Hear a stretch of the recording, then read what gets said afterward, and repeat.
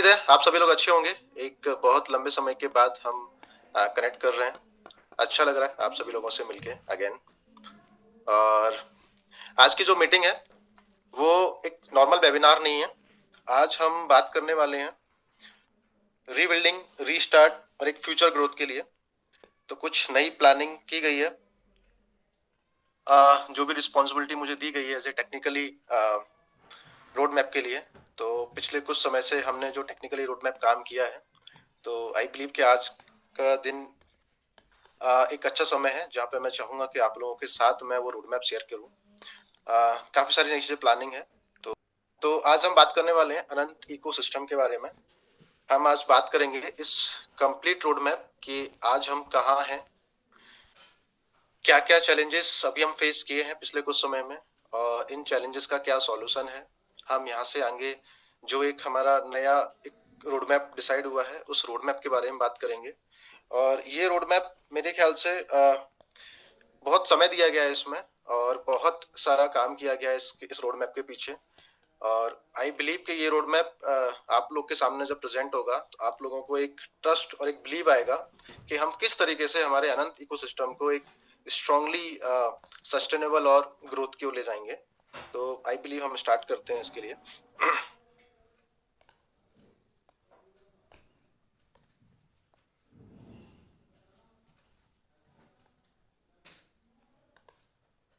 चलिए, सबसे पहले मैं स्टार्ट करेंगे कि आज अनंत इकोसिस्टम में क्या क्या है हमारे पास।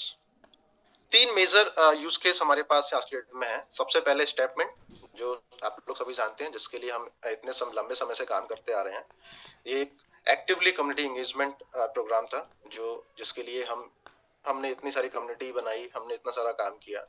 सेकंड हमारा जो यूज केस है ब्लॉकचेन, जो ऑलरेडी लास्ट फ्यू मंथ्स पहले लॉन्च हो चुका था, लाइव हो गया था। इसमें आप में से कई सारे लोगों ने as a validator node participate भी किया था, और बहुत सारे ऐसे लोग होंगे जिन्होंने एज ए डेलीगेट्स भी ज्वाइन किया था। तो ब्लॉकचेन के बारे में आज हम बात करेंगे। आगे ब्लॉकचेन को लेके क्या अभी रिसेंटली क्या डेवलपमेंट्स हुए हैं और आने वाले समय में क्या डेवलपमेंट्स होने वाले हैं वो हम बात करेंगे।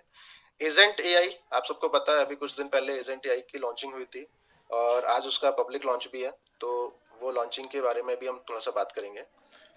तो ये आज की डेट में हमारे पास मेजर यूज केस है ये हमारे इकोसिस्टम में, अनंत इकोसिस्टम में। तो इसके अलावा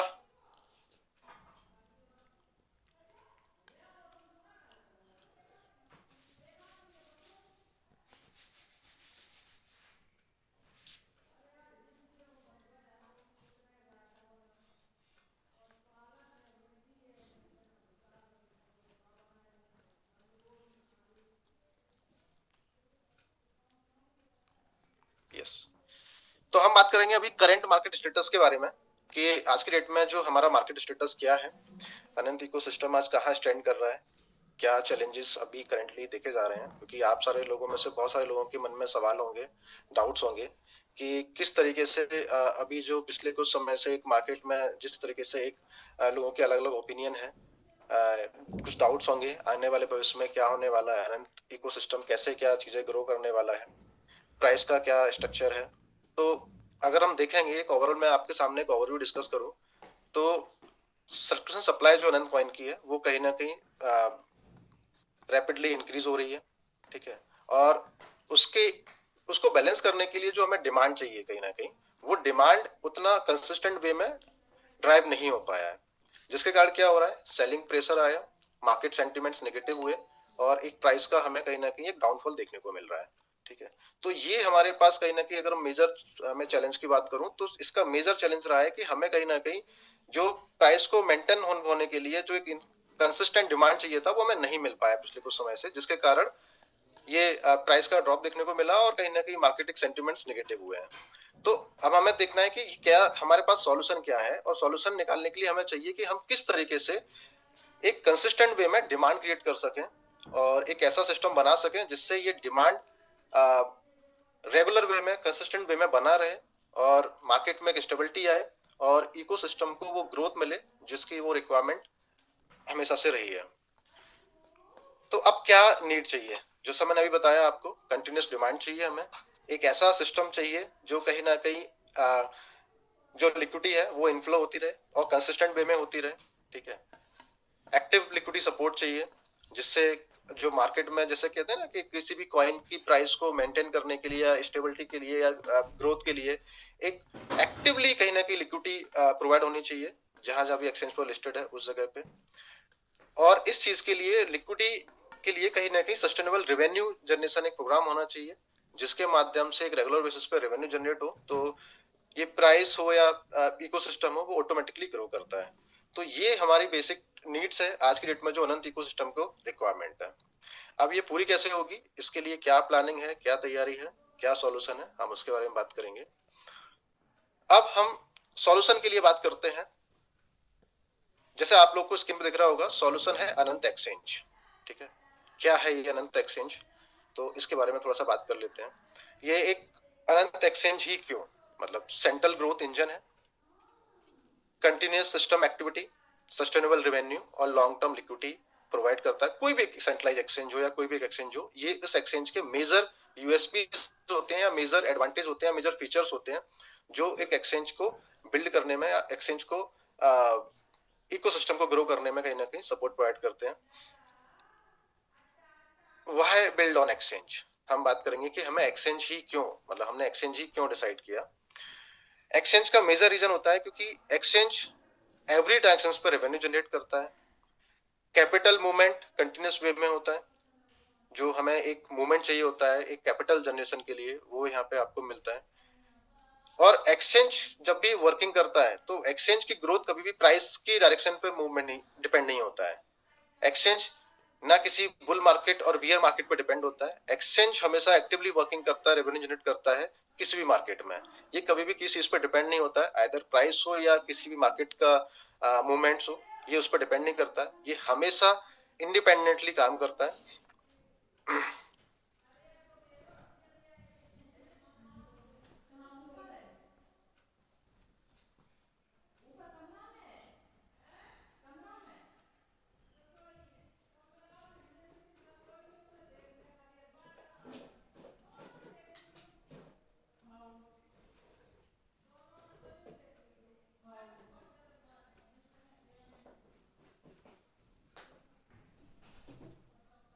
चलिए, हम कुछ एक्सचेंज के केस स्टडीज के बारे में बात करेंगे, एक नंबर्स के बारे में, जिससे हमें क्लैरिटी हो कि हम एक्सचेंज जिस फील्ड में या जिस इंडस्ट्रीज में हम काम करने जा रहे हैं उस इंडस्ट्रीज में क्या स्कोप है बेसिकली।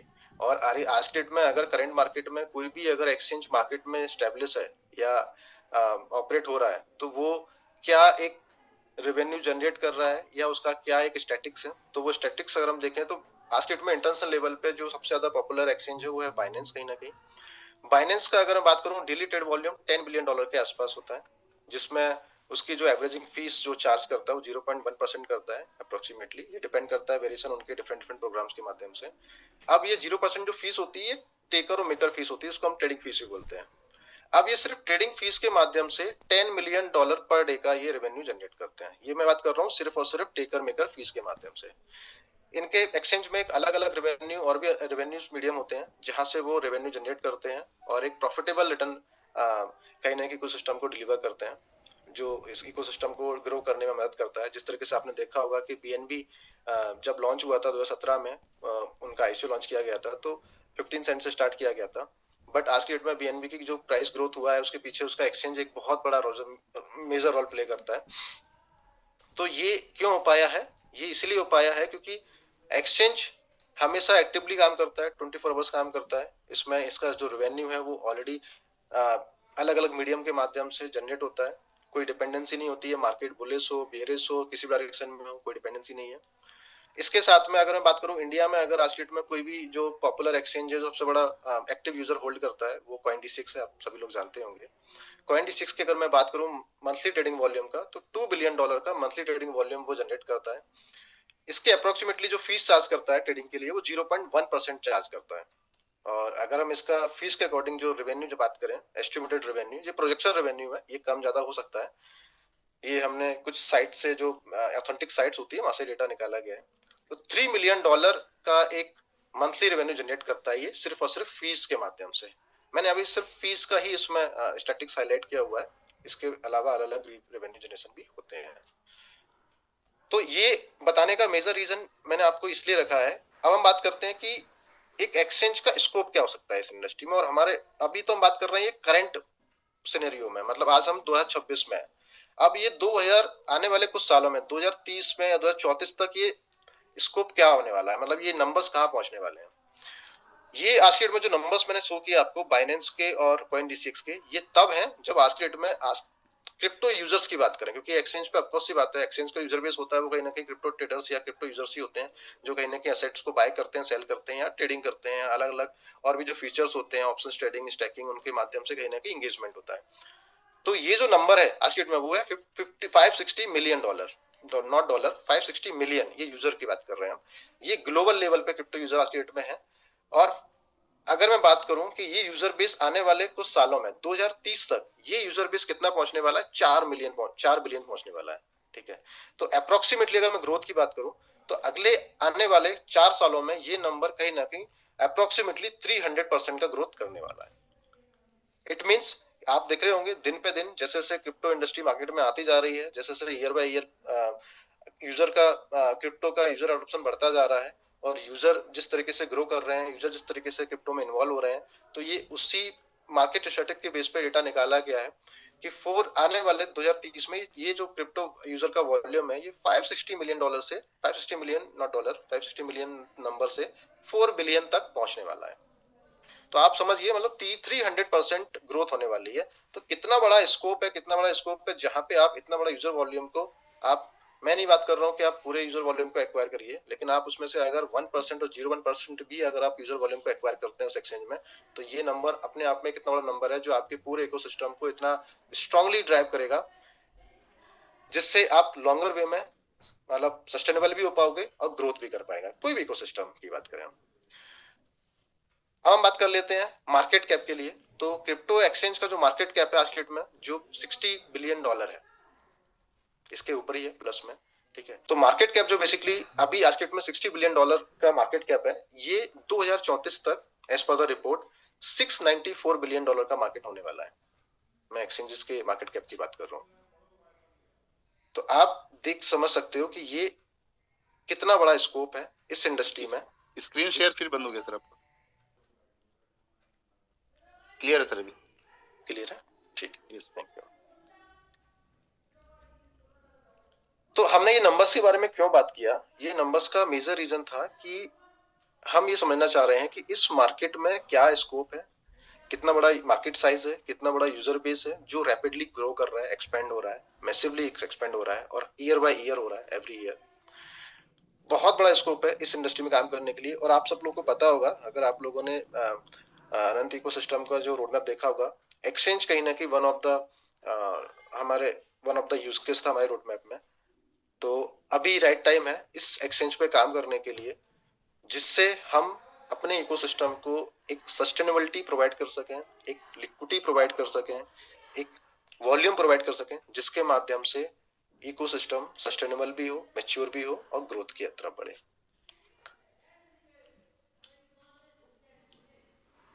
अब ये एग्जांपल्स हमने क्यों के बारे में क्यों बात कर रहे हैं?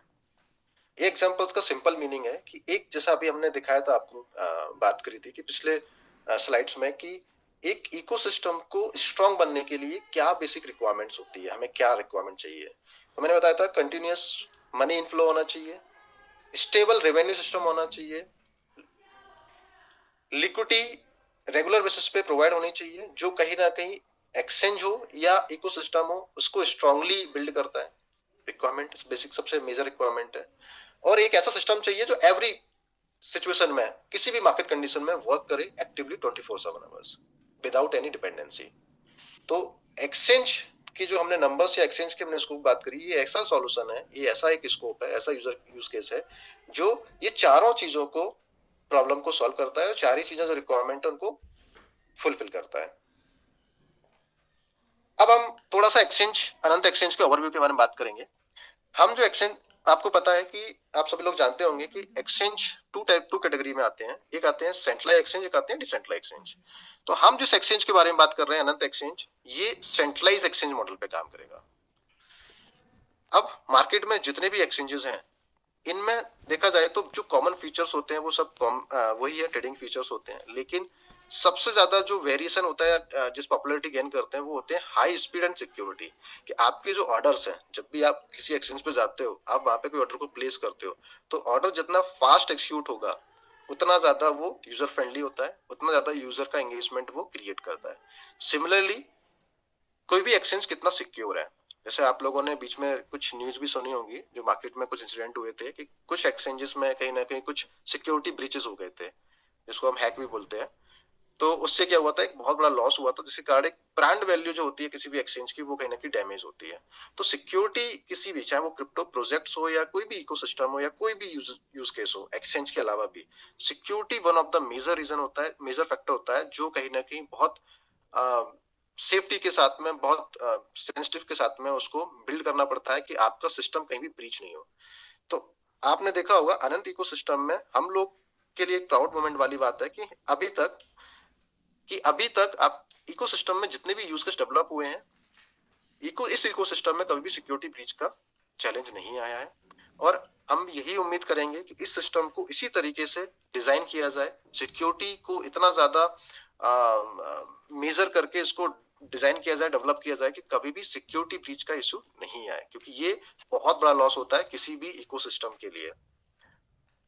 तीसरा, हाई वॉल्यूम जनरेशन के लिए काम करता है। मतलब कोई भी एक्सचेंज है, ये एक्सचेंज जो हम डिजाइन कर रहे हैं, हमारा प्राइमरी फैक्टर है कि हम इसको जो वॉल्यूम है, जो नंबर ऑफ ट्रांजेक्शंस है, वो हाई वॉल्यूम जनरेट करने के लिए कैपेबल हो। तो ये मेजर एक ओवरव्यू है अनंत एक्सचेंज के लिए। अब इस एक्सचेंज का हम थोड़ा आर्किटेक्चर समझते हैं। इस एक्सचेंज को 3 लेयर आर्किटेक्चर में डिवाइड किया गया है। अब ये लेयर क्या है, लेयर को आप मॉड्यूल बोल सकते हो या 3 एक अलग अलग सेगमेंट बोल सकते हो। ठीक है, पहला सेगमेंट है ट्रेडिंग लेयर।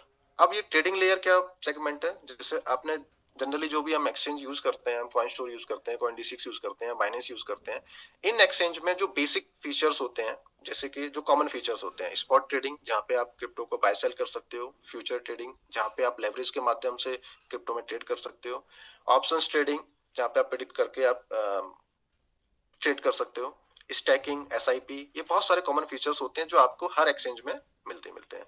तो सिमिलरली अनंत एक्सचेंज में भी सिमिलरली सारे फीचर्स होंगे और ये ट्रेडिंग लेयर के अंदर इनबिल्ट होंगे। सेकेंड लेयर की बात करेंगे हम, AI इनेबल्ड लेयर। अब AI सब आपको लोगों को पता है कि आज की डेट में AI टेक्नोलॉजी किस तरीके से किसी भी इकोसिस्टम को और ज्यादा स्ट्रॉन्गर, और ज्यादा ऑप्टिमाइज, और ज्यादा एफिशिएंट बना रही है। तो हम इस एक्सचेंज में पूरा एक AI का लेयर एक इनबिल्ड कर रहे हैं, जिसके माध्यम से इसका इंजन और फास्ट एक्सिक्यूट हो। इसमें कुछ AI एजेंट्स काम करेंगे, लॉजिकल ट्रेडिंग होगी, विदाउट इमोशन लेस होगी। बहुत सारे एडवांटेज हैं इसके, अभी हम आगे बात करेंगे इसके बारे में कि ये लेयर से AI लेयर सेगमेंट का क्या क्या रोल रहेगा इसमें। तीसरा इसमें सेगमेंट है लिक्विडिटी लेयर। लिक्विडिटी लेयर आप लोगों को पता है कि किसी भी एक्सचेंज का जो एक प्राइमरी रिक्वायरमेंट होता है वो होता है लिक्विडिटी। कि अगर किसी एक्सचेंज के पास एक अच्छा लिक्विडिटी वॉल्यूम है, लिक्विडिटी वॉल्यूम का मतलब मैं समझूं कि कैश इनफ्लो, मतलब USDT, क्योंकि जितने भी एक्सचेंज होते हैं कहीं ना कहीं, अगर हम ग्लोबल एक्सचेंज की बात करें तो वो USDT के फ्लो पे काम करते हैं, और अगर हम इंडियन एक्सचेंज की बात करें तो वहां पे फिएट प्लस ग्लोबल दोनों का इन्वॉल्वमेंट हो जाता है। तो ये लिक्विडिटी का जो इनफ्लो है ना, वो बहुत मेजर रोल प्ले करता है किसी भी एक्सचेंज को फास्ट ग्रो करने के लिए, चाहे उसके ऑर्डर एक्सिक्यूशन फास्ट हो या जो वॉल्यूम प्रोवाइड करना हो किसी भी बड़े लेवल का, चाहे उसमें जब स्टार्टअप हो एक्सचेंज या वो इंटरमीडिएट लेवल, या मैं बोल सकता हूँ कि एक हाई वॉल्यूम के पास पहुंच जाए। तीनों केस में एक सफिशिएंट लिक्विडिटी होना बहुत जरूरी होता है किसी भी एक्सचेंज को स्मूथली ऑपरेट होने के लिए। ठीक है, आगे और समझेंगे हम इस लिक्विडिटी लेयर के बारे में। ट्रेडिंग लेयर, जैसे मैंने आपको बताया था, ट्रेडिंग लेयर के अंदर ये सारे फीचर्स इनबिल्ट होंगे, spot trading, futures trading, options trading, stacking and SIP and token listing. Token listing आप सबको पता है, इसमें हमने थोड़ा सा एक नया फ्लेवर ऐड किया है, बहुत मतलब यूजर फ्रेंडली किया चीजों को, क्योंकि हम जानते हैं कि ब्लॉकचेन के आने के बाद जिस तरीके से ब्लॉकचेन लोग अडॉप्ट कर रहे हैं, क्रिप्टो को अडॉप्ट कर रहे हैं, तो हर कोई ना कहीं कुछ ना कुछ उसमें अपने साइड से योगदान दे रहा है, कुछ ना कुछ कर रहा है, चाहे वो अपना खुद का डेव एप्लीकेशन क्रिएट करे या टोकन क्रिएट करे। जिस तरीके से लोग ब्लॉकचेन में जाके अपने खुद के डेव एप्लीकेशन क्रिएट कर सकते हैं, उनको डिप्लॉय कर सकते हैं, उसी तरीके से मैं एक्सचेंज में भी हम यहाँ पे एक ऑप्शंस दे रहे हैं कि लोग अपने टोकन को क्रिएट कर सकें और लिस्ट भी कर सकें। और टोकन क्रिएट करने के लिए कोई उनको टेक्निकल रिक्वायरमेंट जरूरत नहीं है, वो सिर्फ और सिर्फ कुछ जो बेसिक पैरामीटर्स होते हैं वो इंफॉर्मेशन फिल करेंगे। जैसे सपोज करो आपका कोई टोकन है, XYZ नाम है उसका, उसकी सप्लाई कितना रखना है, उसका शेड्यूलिंग वेस्टिंग शेड्यूल क्या है, उसका टोकनमिक्स क्या है, वो आपको पैरामीटर्स डिफाइन करने होंगे। और जैसे आप पैरामीटर डिफाइन करोगे और सबमिट करोगे तो आपका टोकन क्रिएट भी हो जाएगा आनंद ब्लॉकचेन के अंदर, और वो इस एक्सचेंज पे लिस्टिंग के लिए रिक्वेस्ट भी चली जाएगी। फिर वो अप्रूवल का जो प्रोसेस है उसके बाद देन वो लिस्ट भी हो जाएगा। मतलब ये फीचर्स ऐसा रखा गया है, बहुत यूजर फ्रेंडली बनाया गया है। कोई भी अगर आने वाले भविष्य में अपने टोकन को लिस्ट करना चाह रहा है, क्रिएट करना चाह रहा है, तो एक्सचेंज के माध्यम से इजिली वो क्रिएट कर सके। तो इसको बहुत यूजर फ्रेंडली बनाया गया है। अब सेकेंड जो AI इनेबल्ड लेयर की बात कर रहे थे, इस लेयर में हम क्या क्या चीजें करने वाले हैं, मेजर 4 चीजों पे बात करने वाले हैं इसमें ऑटोनोमस AI एजेंट्स बिल्ड होंगे, कुछ जो बोट होते हैं जो ट्रेडिंग में काम करते हैं वो बिल्ड होंगे, जिनको लोग कॉपी करते हैं। जैसे आपने देखा होगा कई सारे एक्सचेंज में जो क्रिप्टो बोट काम कर रहे होते हैं उनको लोग फॉलो करते हैं, तो उन जो बोट जैसे तरीके से एक्सिक्यूट करते हैं ट्रेडिंग को, उसी तरीके से वही आपके फंड भी उसी तरीके से ट्रेड होता है, और आपको जो भी प्रॉफिट रिटर्न मिलता है वो आपको मिलने लगता है सिमिलर ऑन द जो बोट का रिटर्न होता है उसके अकॉर्डिंग। अब इसमें एक चीज क्या ऐड हो रही है, इसमें हम चूंकि AI को इनेबल किया है तो AI ट्रेडिंग इंजन एक बिल्ड होगा जो कहीं ना कहीं एक हाई फ्रिक्वेंसी एक्सिक्यूट करेगा, जो इसका बेसिकली एक्सचेंज का पूरा कोर होगा, कोर हार्ट बोलते हैं ना, वो होगा जो एक्सिक्यूशन को फास्ट भी करेगा, प्लस एक सेल्फ एक्सिक्यूशन इंजन होगा जो सेल्फ ट्रेड करेगा। ठीक है, इसके बारे में डिटेलिंग में हम आगे बात करेंगे किस तरीके से और ये काम करेगा, बहुत डिटेलिंग में काम किया जा रहा है इस पे। चौथा, इसमें एक जैसे चैट जीपीटी होता है या इस अलग अलग जो एजेंट होते हैं, जैसे आपने चैट जीपीटी यूज किया या अलग अलग कंपनियों के जो अलग अलग एजेंट होते हैं या प्रोडक्ट होते हैं, उसी तरीके से ये एक आप समझ लो कि अनंत जीपीटी नाम से, आप अभी मैं एक जस्ट सिमिलर नाम दे रहा हूँ, नाम अभी डिफाइन नहीं है, नाम कुछ भी हो सकता है, आप एग्जांपल समझ सकते हैं चैट जीपीटी, ऐसे एक अनंत जीपीटी क्रिएट होगा, एक चैटबॉट रहेगा। ये चैटबॉट की यूएसपी क्या होगी, जैसे चैट जीपीटी कॉमन होता है, आपकी कोई भी इंफॉर्मेशन वहां पे जाके आप पूछ सकते हो, उसके बारे में आप जानकारी ले सकते हो। ऐसे ही ये जो अनंत जीपीटी होगा ये basically specially crypto specific information के लिए होगा। क्रिप्टो इन्फॉर्मेशन मतलब अब इसमें सारी इन्फॉर्मेशन आ जाती है क्रिप्टो के बारे में। आपको किसी भी क्रिप्टो के बारे में जानकारी चाहिए हो, किसी भी क्रिप्टो से रिलेटेड आपको मार्केट मूवमेंट्स के बारे में पता करना हो, सपोज आपको कोई भी क्रिप्टो करेंसी का क्या मूवमेंट चल रहा है, करंट मार्केट न्यूज क्या है, स्टैंडर्ड्स क्या है, मतलब ये एक वन स्टॉप सॉल्यूशन होगा जहां पे आप क्रिप्टो से रिलेटेड या क्रिप्टो ट्रेडिंग से रिलेटेड सारी इन्फॉर्मेशन आप वहां पे ले सकते हो। आप वहां पे लर्निंग भी कर सकते हो कि जब पे कोई अगर नया यूजर है जो नया ट्रेडिंग के लिए इंडस्ट्री में बिगनर्स है या इंटरमीडिएट एक्सपर्ट है, तीनों लेवल के जो ट्रेडर्स होंगे वो यहाँ पे आके लर्निंग्स प्रोवाइड कर सकते हैं with logics, with proper direction और विथ प्रॉपर सेंटीमेंट्स की अगर आपको कोई भी ट्रेड लेना है तो उसका लॉजिक्स क्या होगा, स्ट्रेटेजी क्या होगी, उसका पूरा एक्सप्लेनेशन होगा। जो कहीं ना कहीं आज की डेट में हम जब ट्रेड करने जाते हैं तो अलग अलग यूट्यूब वीडियो के माध्यम से कहीं ना कहीं स्टडीज को लर्न करते हैं या फंडामेंटल जो चार्ट एनालिटिक्स होता है उसको समझते हैं, लेकिन ये एक ऐसा सिस्टम होगा जो आपको एक ही जगह पे सभी लर्निंग्स को प्रोवाइड करेगा। आप चाहे फंडामेंटली चार्ट के बारे में समझना चाहो या मार्केट मूवमेंट्स के बारे में जानकारी लेना चाहो या आप डायरेक्शन के बारे में लेना चाहो या आप कोई भी स्ट्रेटेजी के बारे में, ऐसे आजकल स्मार्ट मनी कॉन्सेप्ट स्टडी चलती हैं या फिबोनाची स्टडी चलती हैं, तो किसी भी स्ट्रेटेजी के बारे में आपको पूरा रिसर्च करना हो, पूरा समझना हो कैसे काम करती है, विथ लॉजिक्स पूरा आपको एक्सप्लेनेशन मिलेगा। प्लस के साथ में आपको और भी लर्निंग्स मिलेंगी, आप कुछ भी लर्न कर सकते हो, पुराना डेटा बैक टेस्ट के माध्यम से आप चीजों को देख सकते हो, टेस्ट भी कर सकते हो।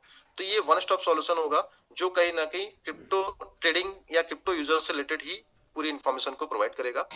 अब इसका मोटिव क्या क्रिएट करने का, हम इस मतलब सिस्टम के माध्यम से या इस जो अनंत जीपीटी के माध्यम से हमारा टारगेट है कि हम क्रिप्टो इंडस्ट्री में कोई भी यूजर, जिस तरीके से जब कॉइन मार्केट कैप आया था स्टार्टिंग में, तो आपने देखा होगा कि जब कॉइन मार्केट कैप आया था तो कोई भी यूजर अगर क्रिप्टो इंडस्ट्री में या क्रिप्टो में कहीं भी इन्वॉल्व होना चाह रहा है या वो इंटरेस्ट करता है, तो सबसे पहले उसको कहाँ जाता था, वो कॉइन मार्केट कैप पे जाता था। वहां पे किसी भी कॉइन की इन्फॉर्मेशन, एक्सचेंज की इन्फॉर्मेशन या रिलेटेड जो भी इन्फॉर्मेशन उसको चेक करना होता था, वहां पे वो इन्फॉर्मेशन को चेक करता था। मतलब कॉइन मार्केट कैप ने अब क्रिप्टो यूजर्स की लाइफ में अपने आप को एक इंपॉर्टेंट हिस्सा बना लिया था कि अगर आपको क्रिप्टो में एंटर कर रहे हो या क्रिप्टो में आप किसी भी लेवल में काम कर रहे हो, आपको चाहे एक्सपीरियंस हो या नए ट्रेडर्स हो या इंटरमीडिएट हो, आपको कॉइन मार्केट कैप को यूज करना ही करना है। वहां पे आपको इन्फॉर्मेशन को फाइंड करना ही करना है। तो वो कहीं ना कहीं एक बहुत बड़ा रोल प्ले कर रहा था क्रिप्टो सेगमेंट्स में। इसी तरीके से ट्रेडिंग सेगमेंट्स में crypto users plus trading segments में से ये एक हमारा मतलब इस इकोसिस्टम का एक मोटिव है कि अगर कोई भी ट्रेडर, अगर वो बिगनिंग स्टेज में हो या किसी भी स्टेज में हो, अगर वो शुरुआत करना चाह रहा है, कोई भी लर्निंग्स लेना चाह रहा है, तो वो इस सिस्टम के माध्यम से सारी लर्निंग्स को ले सके और उसके जीवन का एक अहम हिस्सा बन जाए। कि अगर वो ट्रेडिंग में जाना चाह रहा है तो वो कहीं ना कहीं इस सिस्टम पे आके लर्निंग्स को लेना चाहेगा और लेना मतलब उसको बेसिकली यूज करेगा उसको। तो इससे क्या होगा, हमारे पास एक बहुत बड़ा यूजर बेस क्रिएट होगा। हम यूजर को पर्पस दे रहे हैं इस सिस्टम में जुड़ने के लिए। और जब कोई यूजर बेस सिस्टम में आता है किसी ना किसी फीचर्स के माध्यम से, तो वो सिस्टम की अदर फीचर्स को भी यूज करता है, ट्रेडिंग करता है या अदर अदर जो भी इस एक्सचेंज के फीचर्स होंगे, उन फीचर्स में कहीं ना कहीं एंगेजमेंट के लिए पार्ट बनेगा। तो ये मैंने बेसिक अभी आपको ओवरव्यू दिया है, डिटेलिंग में बहुत कुछ है। ये वही पॉइंटर्स थे जो मैंने अभी आपको एक्सप्लेन किए हैं। अब हम बात करते हैं ट्रेडिंग इंजन, इसका क्या रोल रहेगा। जैसे मैंने अभी आपको बताया, ये इस एक्सचेंज का एक कोर पार्ट रहेगा जो कहीं ना कहीं एक एआई मतलब जैसे हम बोलते हैं ना इंटेलिजेंट सिस्टम, तो intelligent automation driving consistent ecosystem होगा। ये 24/7 ऑटोमेटेड एक्सिक्यूट करेगा। मतलब इसमें आपको कोई मैनुअल इंटरवेंशन नहीं होगा, ह्यूमन इंटरवेंशन नहीं होगा। ये कंटिन्यूअसली 24 आवर क्या करेगा, मार्केट के अकॉर्डिंग जो भी इसके एल्गोरिथम्स डिफाइन होंगी उनके अकॉर्डिंग ये हमेशा क्या करता रहेगा, ट्रेड एक्सिक्यूट करता रहेगा। इसके अंदर कई सारी मार्केट स्ट्रेटेजी डिफाइन की जाएंगी, प्रॉपर रिस्क मैनेजमेंट के साथ ये सिस्टम काम करेगा। और इस एक्सचेंज, जैसे हर एक एक्सचेंज का रेवेन्यू होता है, और ये ट्रेडिंग इंजन कहीं ना कहीं इस एक्सचेंज के रेवेन्यू का एक बहुत बड़ा पार्ट बनेगा। इसकी वर्किंग के माध्यम से जो भी प्रॉफिट्स अर्न होगा, जो भी रेवेन्यू जनरेट किया जाएगा, वो कहीं ना कहीं रेवेन्यू पूल में डिस्ट्रीब्यूट किया जाएगा। तो ये है इस एक्सचेंज के लिए। तीसरी लेयर की बात करते हैं, लिक्विडिटी लेयर।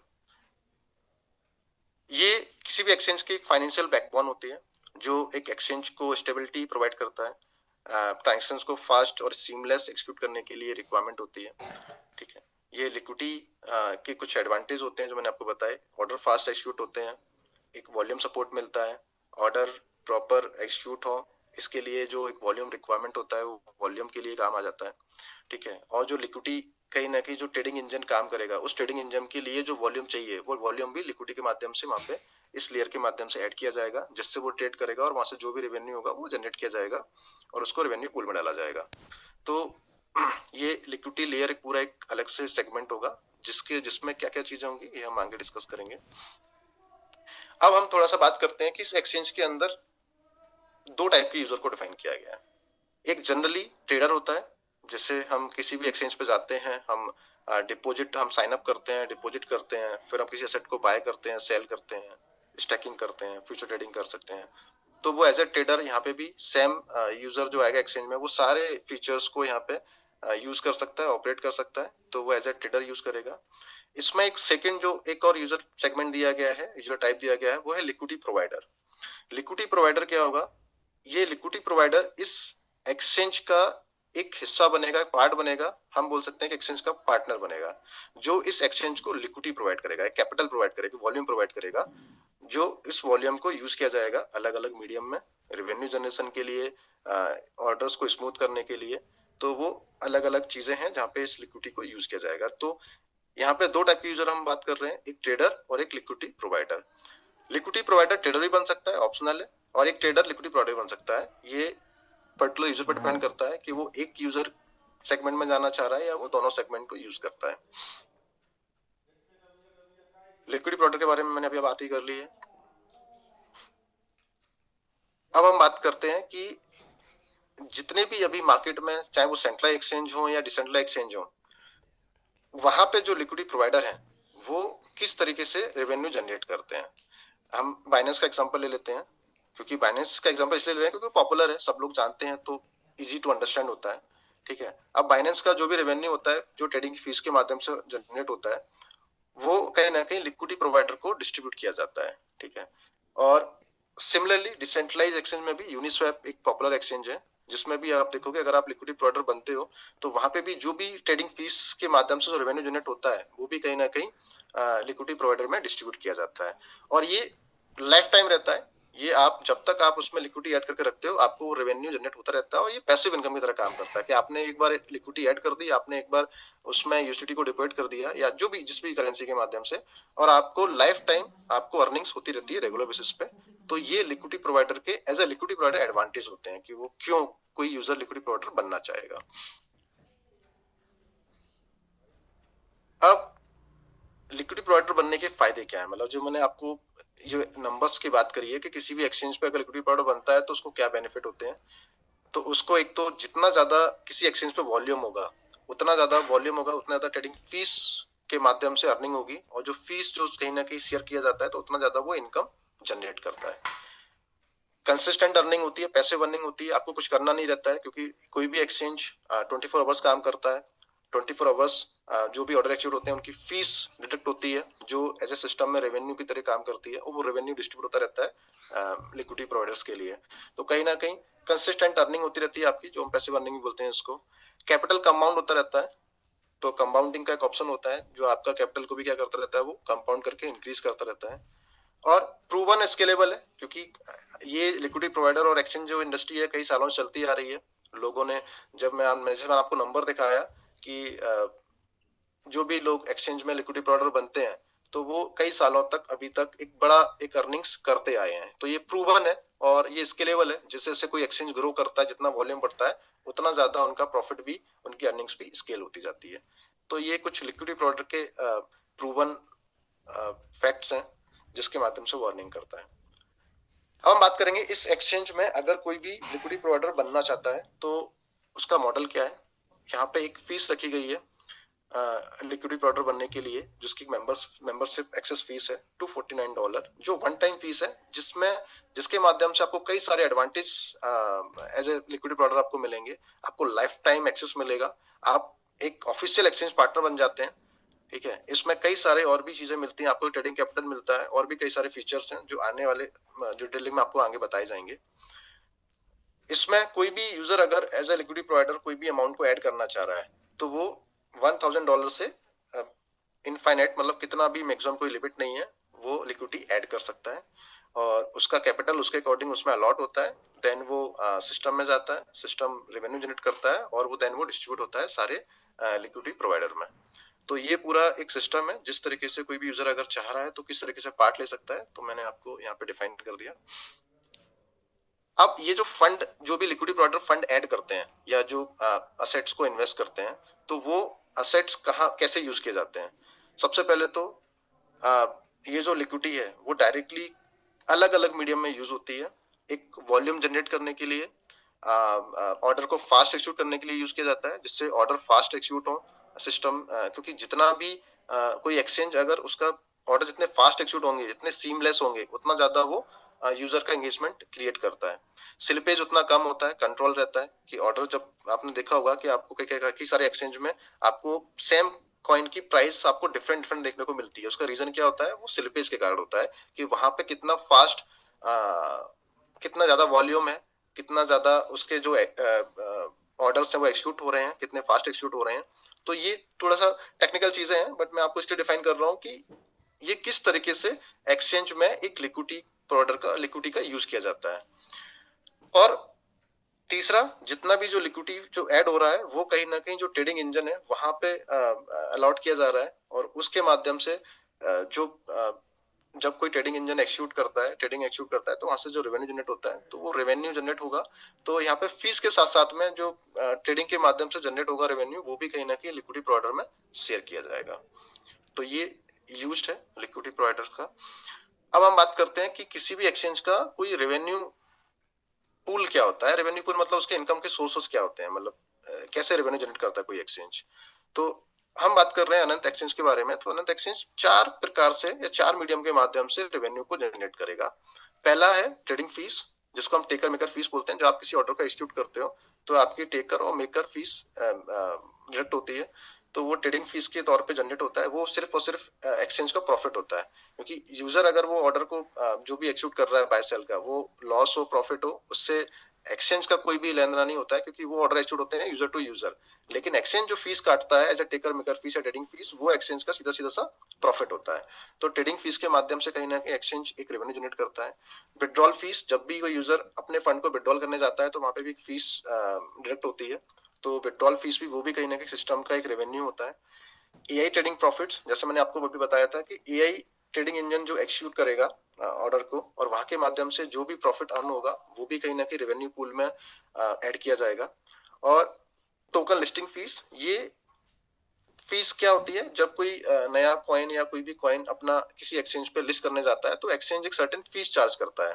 जैसे जब भी हम अनंत कॉइन को जब कॉइन स्टोर या एमएक्सी में लिस्ट करने के लिए डाला ऐड किया गया था, तो वहां पे एक्सचेंज ने फीस चार्ज किया था जो पे करना पड़ता है, जो एक्सचेंज की वो फीस अर्निंग, मतलब उसका एक अर्निंग मीडियम होता है, ठीक है, रेवेन्यू होता है, वो भी कहीं ना कहीं रेवेन्यू पूल में ऐड किया जाएगा। तो ये चार प्रकार के माध्यम है, मीडियम है, जहां से एक एक्सचेंज रेवेन्यू जनरेट करता है। और खासकर इस अनंत एक्सचेंज में चूंकि एआई का ट्रेडिंग इंजन का बिल्ड सिस्टम है, इसीलिए एआई ट्रेडिंग के माध्यम से भी यहाँ पे प्रॉफिट जनरेट करेगा, और वो सारा प्रॉफिट एक रेवेन्यू पूल में ऐड किया जाएगा। अब ये जो रेवेन्यू पूल में जो प्रॉफिट जनरेट हो रहा है, ये कैसे डिस्ट्रीब्यूट होगा, उसका एक नंबर्स यहाँ पे डिफाइन किए गए हैं। आप सपोज करो एक्स अमाउंट जो भी ट्रेडिंग पूल में आ रहा है, रेवेन्यू पूल में आ रहा है, अब हमने समझ लिया वो 100% है। उस 100% जो रेवेन्यू है उसको कैसे डिस्ट्रीब्यूट किया जाएगा। 40% जो उसका जो पार्ट होगा वो लिक्विडिटी प्रोवाइडर को एज ए डिस्ट्रीब्यूट किया जाएगा, जिन लोगों ने लिक्विडिटी ऐड की गई। अभी हमने बात की थी ना, जो भी किसी भी एक्सचेंज में लिक्विडिटी प्रोवाइडर बनते हैं, तो अगर सपोज करो कोई भी जो लिक्विडिटी प्रोवाइडर बनने के बाद जो ऐड करते हैं, तो उसके रिटर्न में उनको क्या क्या बेनिफिट्स होते हैं, तो जो उनको जो रिटर्न में जो भी रेवेन्यू जनरेशन होता है किसी भी एक्सचेंज का, और उसका जो पार्ट डिस्ट्रीब्यूट किया जाता है, तो वहां पे ये पार्ट डिफाइन किया गया है। 40% एक नंबर है जो कहीं ना कहीं डिस्ट्रीब्यूट किया जाएगा लिक्विडिटी प्रोवाइडर्स को। 30% डिस्ट्रीब्यूट होगा मतलब रिजर्व पूल में, क्योंकि ऑफकोर्स सी बात है कि आप कोई इकोसिस्टम खड़ा कर रहे हो तो उसके लिए रिजर्व होना बहुत जरूरी है, जो सिस्टम को किसी भी कंडीशन में एक स्टेबिलिटी प्रोवाइड करता है और रिस्क मैनेजमेंट कैपेसिटी को भी बैलेंस करने में काम आता है। 20% जो डिस्ट्रीब्यूशन है वो इकोसिस्टम ग्रोथ के लिए जाता है, कि आपको उस सिस्टम को ऑपरेट करने, उसका जो ऑपरेशन कॉस्ट होते हैं या उसका जो नया उसको आपको ग्रो करना है, कुछ ना कुछ नया उसको आपको डेवलप करते जाना है, तो उसके लिए जो भी एक रिक्वायरमेंट लिक्विडिटी होती है, फंड होता है, तो वो इकोसिस्टम जो सिस्टम में जो भी डिस्ट्रीब्यूशन हो रहा है उसके माध्यम से किया जाएगा। प्लस मार्केटिंग हो रही है, क्योंकि ऑफकोर्स सी बात है किसी भी आप प्रोडक्ट को मार्केट में लाते हो तो उसको आपको ब्रांड वैल्यू बनाने के लिए, उसकी प्रेजेंस बनाने के लिए, जो तक पहुंचाने के लिए जो मार्केटिंग की जाती है, उसके एक्सपेंस भी कहीं ना कहीं इकोसिस्टम ग्रोथ से ही यूज किए जाते हैं। 10% प्लेटफॉर्म कमीशन है, जो अलग अलग चीजों में यूज किया जाएगा। प्लेटफॉर्म के जो करंट रेगुलर एक्सपेंसेस होते हैं वो ऑपरेट किए जाएंगे, क्योंकि टेक सपोर्ट टीम प्रोवाइड करना होता है, हमेशा मेंटेनेंस होता है, डेवलपमेंट्स होते हैं, कई सारे ऐसे रेगुलर एक्सपेंसेस होते हैं जो कहीं ना कहीं एक्सचेंज को ऑपरेट करने के लिए, मेंटेन प्रोवाइड करने के लिए रिक्वायर्ड होते हैं। तो ये कहीं ना कहीं ये जो यूज होगा वो कहीं ना कहीं प्लेटफॉर्म कमीशन के जो डिस्ट्रीब्यूशन है उसके माध्यम से उसको यूज किया जाएगा। तो एक ये डिस्ट्रीब्यूशन मॉडल है जो मैंने रफली आपको बताया कि किस तरीके से इस सिस्टम का जो रेवेन्यू आएगा वो इन इन पार्ट्स में कहीं ना कहीं डिस्ट्रीब्यूट किया जाएगा। नेक्स्ट हम बात कर रहे हैं कि why this is positive for LPs, मतलब लिक्विड प्रोवाइडर के लिए ये क्यों बेनिफिशियल है। तो आप देखोगे 40% एक बड़ा शेयर है जो कहीं ना कहीं डिस्ट्रीब्यूट किया जा रहा है लिक्विडिटी प्रोवाइडर्स के लिए, एक लार्जेस्ट रेवेन्यू शेयरिंग है। आपको एक रिजर्व पूल की सेफ्टी भी दे रहा है, ठीक है, अगर इनकेस कभी कोई भी सिस्टम को रिक्वायरमेंट होती है, तो चाहे वो वॉल्यूम को बैलेंस करने के लिए हो या ऑर्डर को फास्ट एग्जीक्यूट करने के लिए हो, तो रिजर्व पूल में एक डिस्ट्रीब्यूशन किया जा रहा है, इकोसिस्टम को ग्रोथ किया जा रहा है, जिससे रेगुलर बेसिस पे वॉल्यूम इंक्रीज होगा। जब वॉल्यूम इंक्रीज होगा तो कहीं ना कहीं अर्निंग्स भी इंक्रीज होंगी, रेवेन्यू इंक्रीज होगा, जो कहीं ना कहीं लिक्विडिटी प्रोवाइडर्स में भी उनका भी वॉल्यूम इंक्रीज होगा, जो प्रॉफिट शेयरिंग होगी वो। ट्रांसपेरेंट मॉडल रहेगा, इसमें जितनी भी जो चीजें डिफाइन की जा रही हैं ये कहीं ना कहीं यूजर्स को कहीं ना कहीं वो देख पाएगा। एक कंप्लीटली ट्रांसपेरेंट सिस्टम रहेगा कि किस तरीके से एक एक्सचेंज का क्या वॉल्यूम है, किस तरीके से वो प्रॉफिट जनरेट कर रहा है, किस किस मीडियम जनरेट कर रहा है, वो कहाँ पे डिस्ट्रीब्यूट, किस पूल में डिस्ट्रीब्यूट किया जा रहा है, वहां से कितना जा रहा है। ये सब पूरा एक ट्रांसपेरेंट सिस्टम होगा जो एज ए लिक्विडिटी प्रोवाइडर वो देख पाएगा इस सिस्टम को एक्सेस करके। अब ये फाइनली हम बात कर रहे हैं कि अब जब अनंत इकोसिस्टम में कोई भी एक्सचेंज को ऐड होगा, ये जो एक्सचेंज की हम बात कर रहे थे अभी, जो हमने पूरा डिस्क्राइब किया है, जब इस इकोसिस्टम का एक्सचेंज एक पार्ट बनेगा तो क्या इम्पैक्टफुल होगा। सबसे पहला, इकोसिस्टम में यूजर बेस बढ़ेगा। जब यूजर बेस इंक्रीज होता है तो कहीं ना कहीं वॉल्यूम जनरेट होता है, वॉल्यूम इंक्रीज होता है। जब वॉल्यूम इंक्रीज होता है तो उस इकोसिस्टम का रेवेन्यू जनरेशन वाला पार्ट भी इंक्रीज होता है और लिक्विडिटी कहीं ना कहीं जनरेशन बढ़ जाती है। और जब ये दो चीजें किसी ना किसी इकोसिस्टम में जब ग्रो करती हैं, बढ़ती हैं, रेवेन्यू एंड लिक्विडिटी, वहां से क्या होता है ना, सिस्टम और ज्यादा स्ट्रांग बनता है, और ज्यादा सस्टेनेबल होता है और ग्रोथ की तरफ काम करता है वो। तो ये इकोसिस्टम में एक्सचेंज के ऐड होने का एक समराइज वर्जन है कि अगर इस इकोसिस्टम में एक्सचेंज के आने से क्या इम्पैक्ट होगा। तो ये इम्पैक्ट को एक सिंपल सी भाषा में आपको समझाया गया है कि इससे हमारा जो इकोसिस्टम है वो सस्टेनेबल भी होगा और ग्रो की साइड बढ़ने के लिए काम भी करेगा। अब ये कुछ रोड मैप है कि इस जो अनंत एक्सचेंज आएगा उसको किस तरीके से उस पर काम किया जा रहा है, किस तरीके से मार्केट में उसको डिलीवर भी किया जाएगा। तो जो लिक्विडिटी प्रोवाइडर वाला फेस है, जिसकी जो एंट्री फीस है, ये मिड फेब तक लॉन्च हो जाएगा। इट्स इन प्रोग्रेस, वर्किंग में है। जो अनंत एक्सचेंज का जो फेज 1 है वो अप्रैल में लॉन्च किया जाएगा, और इसका जो फेज 2 है, क्योंकि ऑफकोर्स ये बात है, ये इस एक्सचेंज में हमने 3 लेयर सेगमेंट में काम कर रहे हैं, तो इट्स ए बिग एक्सचेंज, मतलब बहुत सारे फीचर्स हैं जो इसमें डेवलप होंगे। It will take time. तो इसको, क्योंकि हमें सिक्योरिटी फीचर्स को भी ध्यान में रखना है, तो इसको फेस बाय फेस लॉन्च किया जाएगा। फेज 1 को अप्रैल में लॉन्च होगा, अप्रैल में, मिड अप्रैल में, या किसी भी डेट पे हो सकता है, आने वाले समय में वो डेट भी अनाउंस हो जाएगी। और जो फेज 2 है, जो इसका नेक्स्ट वर्जन होगा, अपडेट होगा, हर इसके फीचर्स अपग्रेड होते रहेंगे। जैसे आपने देखा होगा जब भी कोई एक्सचेंज मार्केट में आता है, बाइनेंस जब आया था तो स्टार्टिंग में कुछ बेसिक फीचर के साथ में आया था, और समय के साथ साथ उन्होंने कई सारे फीचर्स में अपग्रेड करते गए, ऐड करते गए। तो आज की डेट में देखोगे आप, बाइनेंस में बहुत सारे फीचर्स हैं जो समय के साथ उसमें ऐड किए गए हैं। सिमिलरली वे में ये अनंत एक्सचेंज को जब लाया जाएगा तो इसको भी फेस बाय फेस इसमें कई सारे फीचर्स को अपग्रेड किए जाएंगे, और वो उसको फेस बाय फेस लॉन्च भी किया जाएगा। तो आई बिलीव, अब अनंत ब्लॉकचेन पे जाने से पहले मैं यहाँ से आप लोग को एटलीस्ट ये क्लियर हो गया होगा, अभी तक हमने जो एक्सचेंज के बारे में बात की है कि ये एक्सचेंज के आने से हमारा इकोसिस्टम किस तरीके से स्ट्रांग होगा। जो अभी करंट जो चैलेंजेस फेस हो रहे थे कि मार्केट में एक कंसिस्टेंट वे में डिमांड नहीं थी, तो वो डिमांड किस तरीके से क्रिएट होगी, किस तरीके से एक रिजर्व पूल जनरेट होगा जिसके माध्यम से इकोसिस्टम को और रिस्क, मतलब जब भी कभी कोई रिस्क होती है या कभी भी कोई सिचुएशन आती है, उस सिचुएशन में कैसे उस सिस्टम को बैलेंस करना है, कैसे उस सिस्टम में को सस्टेनेबल बनाना है, वो किया जाएगा। इकोसिस्टम ग्रोथ के लिए जो चीजें हैं तो वो हमेशा रेगुलर बेसिस में काम करती रहे, कभी भी कोई चैलेंज नहीं आए लिक्विडिटी का या एक फंड एलोकेशन का, कि फंड इनसफिशिएंट की वजह से वो इकोसिस्टम ग्रोथ कहीं ना कहीं डिस्टर्ब नहीं होनी चाहिए। तो उसके लिए भी इस एक्सचेंज के माध्यम से वो भी प्रॉब्लम का सॉल्यूशन निकाला जा रहा है। तो आप देखोगे ओवरऑल ये एक्सचेंज के आने के बाद इस इकोसिस्टम में एक आप बोल सकते हैं पावर मिलने वाली है, जो इस इकोसिस्टम को सस्टेनेबल भी बनाएगा और एक तरीके से उसको ग्रोथ की ओर ले जाएगा। ठीक है, और ये सारी जो चीजें हैं ना, ये प्रूवन चीजें हैं, मतलब ऐसा कुछ भी नहीं है यहाँ पे कि ये कोई प्रिडिक्शन के बेस पे हो या कोई ऐसी चीज हो जो पहली बार की जा रही हो। ये सब प्रूवन है। मैंने आपको जो भी नंबर यहाँ पे दिखाए हैं ये सारे प्रूवन नंबर हैं। जो मार्केट में जितने भी जो एक्सचेंज इतने साल से जो काम कर रहे हैं उन्होंने वो नंबर्स को प्रूव किए हैं, वो नंबर्स के द्वारा उन्होंने ग्रोथ की है। चाहे वो बीएनबी ने ग्रोथ किया हो या वजीरेक्स जब वजस कॉइन था उसकी जो ग्रोथ हुई हो। ठीक है, बाद में भले किसी भी सेफ्टी रीजन से वो उसमें चैलेंज आए हो, बट लेकिन उसने स्टार्टिंग में एक अच्छा ग्रोथ किया था। तो कहीं ना कहीं आप देखोगे कि एक्सचेंज एक एज अ बैकबोन काम करते हैं किसी भी इकोसिस्टम को सस्टेनेबल और ग्रो बनाने के लिए। तो सिमिलरली इस एक्सचेंज को उसी इंटेंशन उसी मोटिव के साथ डेवलप किया जा रहा है। ये ऑलरेडी एक हमारे रोड मैप का एक पार्ट था, इकोसिस्टम का पार्ट था, बट ये अब सही समय आ गया है इसको एक्सिक्यूट करने का और हमारे सिस्टम को और सस्टेनेबल बनाने का। तो आई बिलीव यहाँ तक आप लोगों को चीजें क्लियर हुई होंगी कि किस तरीके से ये एक्सचेंज हमारे इकोसिस्टम का एक मेन रोल प्ले करने वाला है। अब इसके साथ साथ जैसे हमने बात किया था कि हमारा ब्लॉकचेन जो भी है, इस इकोसिस्टम का जो ब्लॉकचेन है वो ऑलरेडी मार्केट में लाइव है, ठीक है। ब्लॉकचेन के बारे में थोड़ा सा ओवरव्यू दे देता हूँ। वैसे तो मैंने ऑलरेडी कई सारे मीटिंग्स में इसको एक्सप्लेन किया हुआ है, हमारे ब्लॉकचेन की क्या ओवरव्यू है, क्या यूएसपीज है, बट फिर भी एक बार मैं हाईलाइट कर देता हूँ। ये blockchain native layer on blockchain है, ठीक है। इसका जो मेजर रोल है वो कहीं ना कहीं ब्लॉकचेन एज सर्विस, मतलब बास सर्विस के लिए हमने इसको एज ए यूएसपी डिफाइन किया गया था। बास सर्विस का काम क्या है, ये बेसिकली गैप को दूर कर रहा है जो वेब 2 टू वेब 3 जो एक जनरेशन है।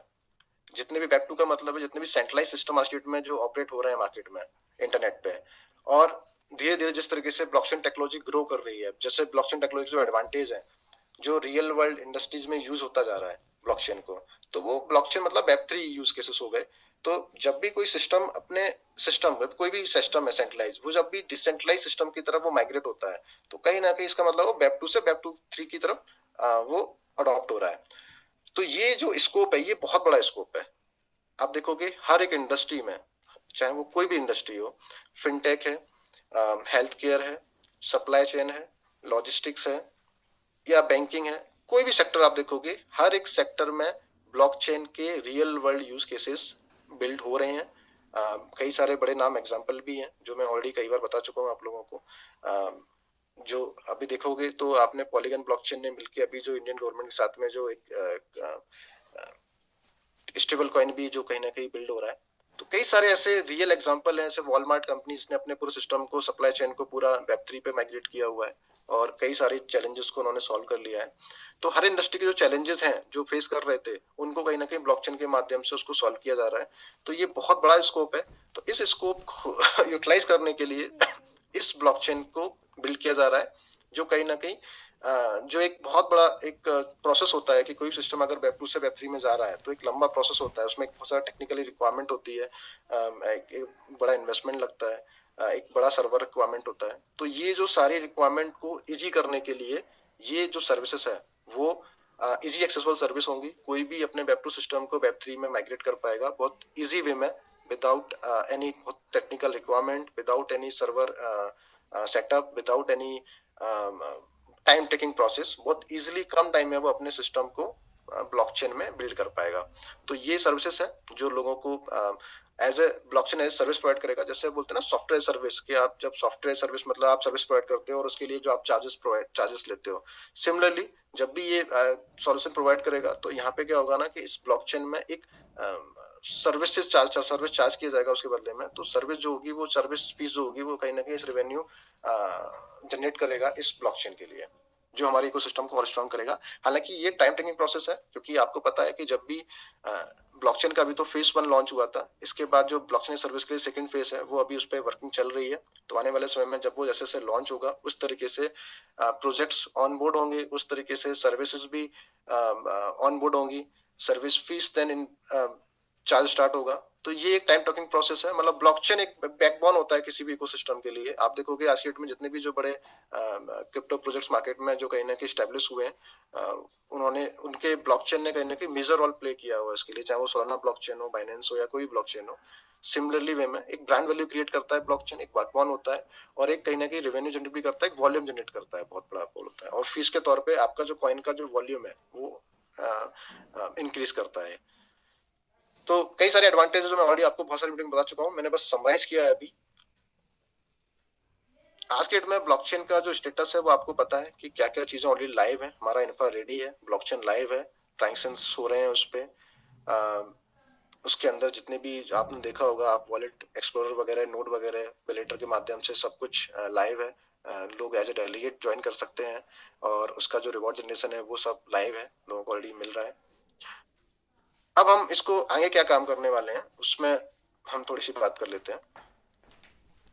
जब ब्लॉकचेन का रोडमैप डिफाइन किया गया था 25 जुलाई 2025 में इसको लॉन्च किया गया था, तो 25-26 का जो पहला साल जो इसका एक रोडमैप था, जिसमें एक्सचेंज को लाइव करना, वॉलेट्स एंड एक्सप्लोरर हुआ, या एसडीके एपीआईज हुई, या गेस्ट ऑप्टिमाइजेशन हुआ, नोड सेटअप वगैरह हुआ, ये सारी चीजें ऑलरेडी लाइव है। जो पहले साल का इसका फाउंडेशन ईयर 1 था, इसमें जो भी चीजें थी ऑलरेडी लाइव है, कहीं ना कहीं लाइव हो चुकी है 25-26 वाले रोडमैप के लिए। अब इसका जो नेक्स्ट रोड मैप है वो 26-27 का है, सेकेंड ईयर रोड मैप, जिसमें ब्लॉकचेन एज सर्विस पे काम किया जा रहा है, जिसमें supply chain is one of the first use case जो लॉन्च किया जाएगा, तो उस पर काम हो रहा है। गवर्नेंस स्टैकिंग पे भी काम इसमें आने वाले समय में आप देखने को मिलेगा। स्मार्ट कॉन्ट्रैक्ट जो आज नॉर्मली क्रिएट होते हैं वो एआई के माध्यम से, क्योंकि हम एआई में ऑलरेडी हम टेक्नोलॉजी पे काम कर रहे हैं, हमारे एआई तो हमारे इकोसिस्टम का पार्ट हो गया है, तो हम एआई को, चाहे वो ब्लॉकचेन हो या एक्सचेंज हो या वो कोई भी मीडियम हो, हम हर जगह एआई को यूज कर रहे हैं, क्योंकि एआई बहुत पावरफुल टेक्नोलॉजी है जो हर एक चीज को ऑप्टिमाइज भी करती है और इफिशियंट कर देती है और स्मार्ट बना देती है। तो एआई के द्वारा स्मार्ट कॉन्ट्रैक्ट क्रिएट किए जाएंगे जो बहुत फास्ट एक्सिक्यूट होंगे और बहुत यूजर के लिए बहुत इजी एक्सेस टू यूज होंगे। थर्ड पार्टी डेप्स भी इसमें डिप्लॉय होंगी। तो ये पूरा एक रोड मैप है 2026-27 का। अभी हमने बहुत ज्यादा आपको आगे का रोड मैप नहीं बताया है, हमारा फोकस है, इस इकोसिस्टम का फोकस है कि किस तरीके से ईयर बाय ईयर ग्रोथ किया जाए, और अभी जो करंट जो चैलेंजेस हैं पहले तो उनको सॉल्व करके इसको सस्टेनेबल बनाया जाए, जिससे जो अभी इनकंसिस्टेंट जो डिमांड का जो चैलेंज क्रिएट हुआ पहले उसको सॉल्व किया जाए। और ऑफकोर्स ये बात है कि जब आप कोई सिस्टम का लॉन्ग टर्म विजन को लेके चलते हो तो वो एक साथ या एक फेज में वो कंप्लीट नहीं होता है, उसमें आपको स्टेप बाय स्टेप वर्किंग करनी पड़ती है, जिससे आप उस इकोसिस्टम को और स्ट्रॉन्गर बनाओ, वो इकोसिस्टम एक सस्टेनेबल इकोसिस्टम बन सके। तो एक टाइम टेकिंग प्रोसेस है, टेक्नोलॉजी है, टेक्नोलॉजी बनाना फिर उसका अडॉप्शन, ये दोनों एक मेजर स्टेप्स होते हैं जो जब किसी ना किसी इकोसिस्टम को वो अडॉप्ट या पूरे करने पड़ते हैं, तभी वो इकोसिस्टम सस्टेनेबल बनता है। तो टेक्नोलॉजी पे पिछले कुछ समय से काम किया जा रहा है, आप लोग के सामने सारी चीजें हैं, चाहे वो ब्लॉकचेन को लेके लाइव प्रोसेस हो या कोई भी सेटअप चीजें हो, ये आप लोग के सामने सब लोग आप देख सकते हैं। जितने भी जो अनंत इकोसिस्टम कम्युनिटी के पार्ट्स हैं वो सभी जानते हैं किस तरीके से टेक्नोलॉजी पे काम हमेशा से किया जाता रहा है, टेक्नोलॉजी के साथ चीजों को लाइव भी होता जा रहा है, टेक्नोलॉजी पे वर्किंग चल भी रही है, और आने वाले भविष्य में ये जो हम आज बात कर रहे हैं, चाहे वो एक्सचेंज हो या ब्लॉकचेन के नेक्स्ट ईयर का रोड मैप हो, इस पर भी काम किया जा रहा है। इन सबका एक ही मोटिव है कि ये सब एक लॉन्ग टर्म विजन के लिए चीजें बिल्ड की जा रही हैं, कि इस अनंत इकोसिस्टम को लॉन्गर वे में, करंट में देखो हर एक सिस्टम में करंट चैलेंजेस आ सकते हैं, क्योंकि जब भी कोई सिस्टम ग्रो होता है या स्टार्ट होता है उस पर डेवलपमेंट या चीजों के लिए, तो जरूरी नहीं है कि वो एक साथ ही फर्स्ट टाइम में उसको सक्सेस मिल जाए। सक्सेस डिपेंड करता है कि वो इकोसिस्टम कितना स्ट्रांग लॉन्गर वे में कितना सस्टेनेबल डेवलप हो रहा है। तो फोकस और प्राइमरी फोकस हमेशा यही रखा गया है कि सिस्टम को एक लॉन्गर वे में सस्टेनेबल बनाया जाए। तो उसके लिए टेक्नोलॉजी पे काम करना बहुत जरूरी है, और टेक्नोलॉजी बनाने के साथ साथ कम्युनिटी उस टेक्नोलॉजी को कितना अडॉप्ट करती है, कितना एंगेज होती है, वो भी एक मेजर रीजन होता है। तो लेकिन जब आप रेगुलर टेक्नोलॉजी पे काम करते हो, आप कंटिन्यूसली मार्केट में सर्वाइव करते हो, आप पीछे नहीं हटते हो, तो कहीं ना कहीं वो टेक्नोलॉजी अडॉप्ट भी होती है, ठीक है, और यूजर उसमें एंगेज भी होते हैं। और जब वो यूजर एंगेजमेंट होने स्टार्ट होते हैं और टेक्नोलॉजी अपना काम करती रहती है, कहते हैं ना एक कोई भी इकोसिस्टम का पावर होता है, मतलब कम्युनिटी और टेक्नोलॉजी दोनों जब मिलते हैं ना, तो कोई भी इकोसिस्टम की ग्रोथ होती है इन दोनों के माध्यम से। आज डेट में जितने भी जो बड़े प्रोडक्ट मार्केट में हम बात कर रहे हैं, देख सकते हैं, चाहे वो गूगल हो, फेसबुक हो, अमेजन हो, जोमेटो हो, ये सारे जितने भी जो बड़े ब्रांड हैं, ये सक्सेस एक साल में नहीं हुए हैं, कई लंबी जर्नी तय की है इन्होंने, और इन्होंने सिर्फ टेक्नोलॉजी और कम्युनिटी पे काम किया है। टेक्नोलॉजी कम्युनिटी के माध्यम से ही आज ये ब्रांड इतने बड़े ब्रांड बने हैं, और कई सारे चैलेंजेस भी फेस किए हैं। अगर आप हर एक ब्रांड की या जो जितने भी स्टेब्लिश ब्रांड हैं, अगर आप उनकी जर्नी की बात करोगे, तो जर्नी अगर आप उनकी पढ़ोगे तो आपको पता चलेगा कि उन्होंने भी कई साल तक without any profitable loss making company से काम किया, बट सरवाइव किया, सस्टेन किया, और भले ही थोड़ा लेटर सक्सेस मिली हो, बट सक्सेस मिली है। वो उन्हीं को मिली है जो सस्टेन कर पाए हैं, जो सरवाइव कर पाए हैं, और जो कहीं ना कहीं बैकआउट कर जाते हैं या चैलेंजेस को फेस नहीं कर पाते हैं, वो फिर इस दुनिया से उनका अस्तित्व खत्म हो जाता है। तो सबसे बड़ा प्राइमरी जो एक होता है मतलब फैक्टर, मैं मानता हूँ किसी भी इकोसिस्टम को ग्रो करने के लिए, उस स्टेज पे पहुंचने के लिए, वो होता है सर्वाइवल, सस्टेनेबिलिटी क्रिएट करना। अगर कोई सिस्टम सर्वाइवल कर लेता है किसी भी चैलेंज में, किसी भी स्थिति में, किसी भी परिस्थिति में, तो वो ग्रो कर लेता है। ये प्रूवन एक्सपीरियंस रहा है इस इंडस्ट्री का या किसी भी इंडस्ट्री में बिजनेस का। तो ये मैंने आपको ईयर 2 का रोड मैप बताया जो ब्लॉकचेन के माध्यम से इसमें लाया जाएगा। अब बात करते हैं कि इन सब ब्लॉकचेन के माध्यम से हो या एआई के माध्यम से हो या एक्सचेंज के माध्यम से हो, इस तीनों के माध्यम से मैं कहा अनंत कॉइन का कैसे यूटिलाइजेशन हो रहा है, कैसे यूज हो रहा है, जिसके माध्यम से एक अनंत कॉइन को भी कंसिस्टेंट डिमांड क्रिएट हो और उनको भी कहीं ना कहीं लॉन्गर वे में एक सस्टेनेबिलिटी मिले। तो उसके लिए जैसे कि अभी जो लिक्विडिटी प्रोवाइडर वाला जो कॉन्सेप्ट आया था, प्रोग्राम था, उसमें अनंत कॉइन का एंगेजमेंट रहेगा, जहां से अनंत कॉइन की डिमांड इंक्रीज होगी। जो विड्रॉल फीस वगैरह जो चार्ज होगी उसमें कहीं ना कहीं अनंत कॉइन का एक यूज किया जाएगा एज अ फीस, तो वो भी एक एंगेजमेंट होगा। वैलिडेटर में जैसा आप लोग को पता ही है कि वैलिडेटर के अगर कोई डेलीगेट बनना चाह रहा है तो उसमें अनंत कॉइन को उसको एंगेज करना रहता है, मतलब कहीं ना कहीं डेलीगेट करके स्टैक करना रहता है। तो वहां से भी एक अनंत कॉइन का एक एंगेजमेंट और डिमांड क्रिएट हुई है अभी तक और आने वाले भविष्य में भी होती रहेगी। ओम एआई में भी अगर आप देखोगे तो ओम एआई में जो भी सीएम और पीएम प्रोफाइल के लिए जो भी रिक्वायरमेंट रहता है उसमें भी अनंत कॉइन का एंगेजमेंट किया जा रहा है। स्टेटमेंट में तो ऑफकोर्स आप लोग जानते हैं कि स्टेटमेंट में तो अनंत कॉइन का एंगेजमेंट चल ही रहा है, होता ही रहता है। अब अभी बोल सकते हैं करंट सिनेरियो में थोड़ा सा कम है, लेकिन ऐसा नहीं है। स्टेटमेंट में भी मैं आपको थोड़ा सा और दे दूं कि स्टेटमेंट में भी 4.0 पे काम किया जा रहा है, जो बहुत जल्दी आप लोग के सामने लाया जाएगा कि स्टेटमेंट को 4.0 को एक नए तरीके से एक नया रिबिल्ड किया जा रहा है, जिससे स्टेटमेंट में जो अभी एक वॉल्यूम जनरेशन कम हुआ है, जो एंगेजमेंट कम हुआ है, ये एंगेजमेंट वापस कैसे होगा, इसके लिए प्रॉपर काम किया जा रहा है। स्टेटमेंट 4.0 जो आने वाले समय में आपको इसकी जानकारी दी जाएगी। और ये बेसिकली बोल सकते हैं कि ये भी आने वाले समय में अनंत कॉइन के एंगेजमेंट की तरह काम करेगा, अनंत कॉइन को काफी एंगेज करेगा। तो आप देख सकते हो चाहे वो एक्सचेंज हो, एआई हो और ब्लॉकचेन हो या स्टेटमेंट हो, ये सारे प्रोग्राम के माध्यम से हर प्रोग्राम में अनंत कॉइन का यूटिलाइजेशन रहेगा। ठीक है, हो रहा है किसी कुछ प्रोग्राम में हो रहा है, कुछ प्रोग्राम में आने वाले भविष्य में होगा, लेकिन हर एक सिस्टम में, हर एक यूज केस में अनंत कॉइन का एंगेजमेंट रहेगा। और ये इसलिए होगा, इससे ये साबित होता है कि इससे कंसिस्टेंट वे में अनंत कॉइन का एंगेजमेंट किया जाए, कंसिस्टेंट वे में अनंत कॉइन की डिमांड को जनरेट किया जाए। इसके अलावा भी कई सारे चीजें होंगी जो की जाएंगी, चाहे वो अदर लिस्टिंग के माध्यम, एक्सचेंज लिस्टिंग के माध्यम से हो, ऑर्गेनिक जो यूजर कहीं ना कहीं हमें एक ब्रांड वैल्यू क्रिएट करना है अनंत इकोसिस्टम का। जब अनंत इकोसिस्टम एक ब्रांड वैल्यू क्रिएट होगा, जिस तरीके से आज लोग सोल कॉइन को, सोलाना कॉइन को या बाइनेंस कॉइन को एज ए एसेट होल्ड करते हैं, ठीक है, आपको नहीं पता होता है उनके पीछे का इकोसिस्टम कहाँ यूटिलाइज हो रहा है, लेकिन फिर भी आपको क्यों, क्योंकि वो ब्रांड वैल्यू बन गई है। एज ए यूजर आप सोचते हो कि आज मैं इस एसेट्स को बाय करके रख लेता हूँ तो ये भविष्य में ग्रो करेगा, तो प्रॉफिट एक मेकिंग इन्वेस्टमेंट होगा। तो लोग क्या करते हैं, उसको एसेट्स को बाय करते हैं वर्ल्ड के कहीं भी यूजर से, कोई भी यूजर, भले ही उनको नहीं पता है कि उसके पीछे का बैकबोन क्या है, कहाँ यूटिलाइज हो रहा है, कैसे हो रहा है, बट फिर भी एक, क्योंकि वो ब्रांड वैल्यू बन जाती है। जब एक प्रोडक्ट की ब्रांड वैल्यू बन जाती है तो उसकी वर्ल्ड में कहीं का भी यूजर हो, कहीं ना कहीं उसको क्या करता है, होल्ड करता है, एसेट बाय करता है। तो सिमिलरली जब ये इतना सारा चीजें इकोसिस्टम में डेवलप की जाएंगी और इसकी प्रॉपर जो मार्केटिंग की जाएगी, तो ऑफकोर्स इसका एंड गोल क्या है, ब्रांड वैल्यू बनाना है।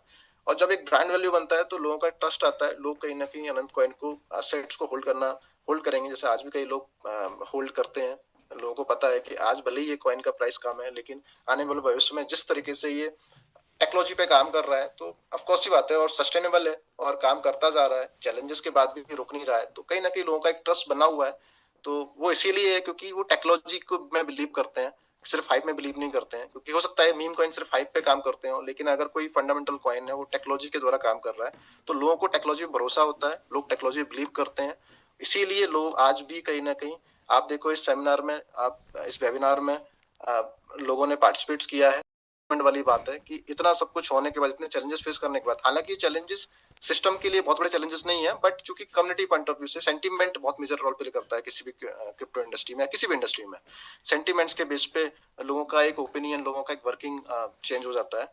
तो हो सकता है कि सेंटीमेंट्स की वजह से बहुत सारे लोगों का जो कॉन्फिडेंस है वो डाउन हुआ हो, बहुत सारे लोगों के अंदर डाउट्स क्रिएट हुए हो, क्या होगा आगे, कैसे होगा, कम्युनिकेशन गैप की वजह से भी हो सकता है, बहुत सारे रीजन होते हैं। बट फिर भी इन सब के बावजूद भी आप देखोगे तो कम्युनिटी आज भी कहीं ना कहीं जो अनंत इकोसिस्टम की कम्युनिटी है वो भी ट्रस्ट करती है, कहीं ना कहीं होप है उनके मन में, जिसके माध्यम से वो सब चीजों का एक ही रीजन है, टेक्नोलॉजी।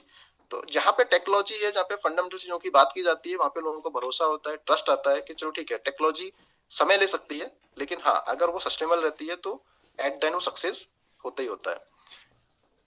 तो ये सारे जो मैंने आपको बताए इकोसिस्टम के पार्ट में किस तरीके से अनंत कॉइन का इंटीग्रेशन होगा, जिसके माध्यम से कंसिस्टेंट वे में एक डिमांड जनरेशन क्रिएट होगी, चाहे वो और भी अदर मीडियम होंगे जो भविष्य में आने वाले समय में शेयर कर किए जाएंगे। एक साथ सब कुछ चीजों को शेयर करना इसलिए भी नहीं है क्योंकि हर चीज को स्टेप बाय स्टेप करना है, और वही करना है जो चीजें अभी करंट में होने वाली हैं या करंट में चल रही हो। तो उससे क्या होता है ना, उससे लोग कनेक्ट कर पाते हैं, समझ पाते हैं कि हाँ ये चीज दिख रही है, सामने हो रही है या अभी रिसेंटली कुछ समय में होने वाली है। ऐसे भी बहुत सारी चीजें हैं जो आने वाले भविष्य में और भी रोड मैप में होंगी, बट अभी बहुत आगे की बात नहीं करते हैं, हम ईयर बाय ईयर चलते हैं जिससे क्लियरिटी हो कि रिसेंटली क्या हो रहा है और अभी कुछ महीनों में क्या होने वाला है। तो ये अंडरस्टैंडिंग हमारी बढ़ाता है एज ए यूजर। ये अगर मैं समरी की बात करूं, किसी भी सिस्टम का जो ग्रोथ साइकिल है वो किस तरीके से बढ़ेगा, सबसे बड़ा जो मेजर रोल इस एक्सचेंज के माध्यम से एक लिक्विडिटी वॉल्यूम इंक्रीज होगा। ठीक है, जब लिक्विडिटी इंक्रीज होगी तो ट्रेडिंग वॉल्यूम इंक्रीज होगा, जब ट्रेडिंग वॉल्यूम इंक्रीज होगा तो रेवेन्यू इंक्रीज होगा, रेवेन्यू इंक्रीज होगा तो वो डिस्ट्रीब्यूशन भी इंक्रीज किया जाएगा अलग अलग मीडियम में, और वो डिस्ट्रीब्यूशन हमारे इकोसिस्टम को कहीं ना कहीं स्ट्रांग बनाएगा। ये तो मैं सिर्फ एक्सचेंज की बात कर रहा हूँ। अदर जो चाहे वो ब्लॉकचेन हो या एआई हो, इनके माध्यम से भी जो वॉल्यूम जनरेशन होगा, उसके माध्यम से जो रेवेन्यू होगा, वो कहीं ना कहीं इस इकोसिस्टम की ग्रोथ के लिए ही काम करेगा, और जिससे इस इकोसिस्टम को जो अभी चैलेंजेस आए हैं वो चैलेंजेस भविष्य में नहीं आने पड़े, एक सस्टेनेबल रहे किसी भी सिचुएशन में। सिस्टम अपने आप में सेल्फ सस्टेनेबल होना चाहिए, वो एक मैकेनिज्म, वो एक सिस्टम जनरेट करने के लिए जो भी रिक्वायरमेंट चीजें हैं वो सब की जा रही हैं और आने वाले भविष्य में भी की जाएंगी।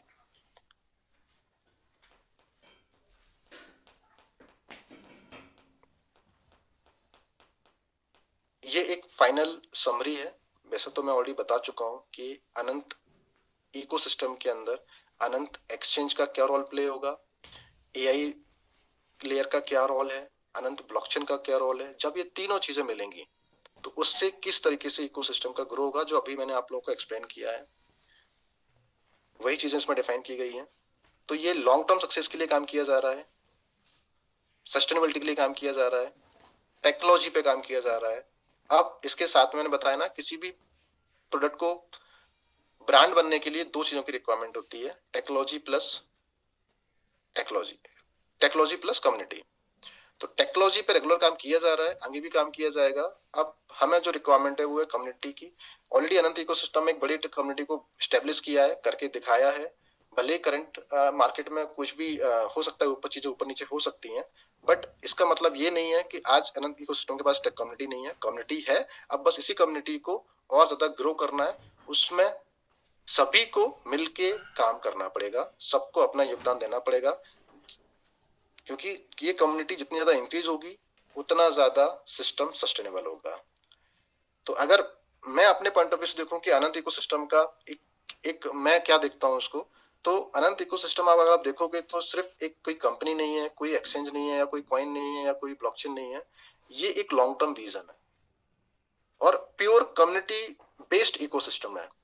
यहाँ पे कम्युनिटी का बहुत बड़ा रोल प्ले होता है।